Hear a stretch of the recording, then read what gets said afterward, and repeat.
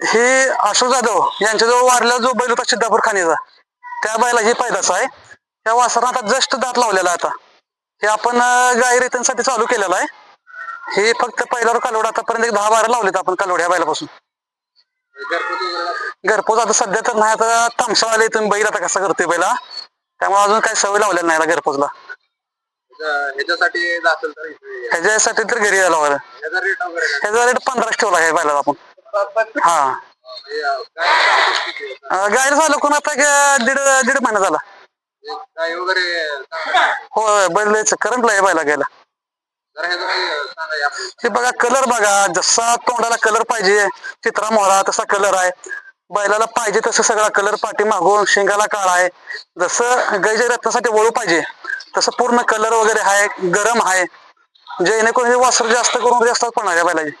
म्हणजे तुम्ही लहान खुराक आपलं तीच असते सगळ्या बैलाला तीच असते आपलं. मकाचा बारडा, खपरी पेंड वगैरे. व्यायाम वगैरे याला काय? व्यायाम वगैरे नाही सोडला नाही याला, जास्त करून तामसा आलेला नाही.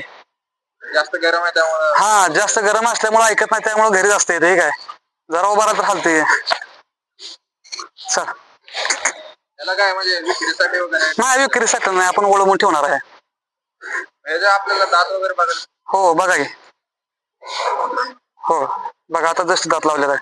दात वगैरे जरा समजावं आपल्याला. हे आता 10 आहे म्हणजे 2 दात मोठे झाले म्हणजे दुसरा झालेला आहे. बाकी जसं पाहिलं तसं चौसा 6 दाती जुळूक म्हणजे 8 दात असते. हा 8 असते बघा. झाला का म्हणायचं? हा जुळ झाला.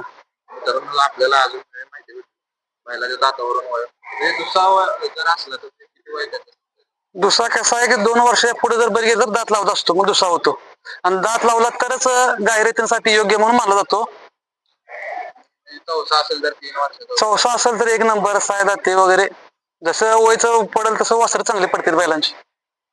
धन्यवाद आपल्याला. हो धन्यवाद.